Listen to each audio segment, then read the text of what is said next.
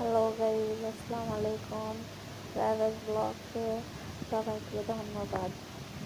আজ আমি রান্না করতেছি যে ছোটো মাছ দিয়ে আলু ভাজি। কার কাছে কেমন লাগে আমি জানি না, কিন্তু আমার কাছে বেশ লাগে।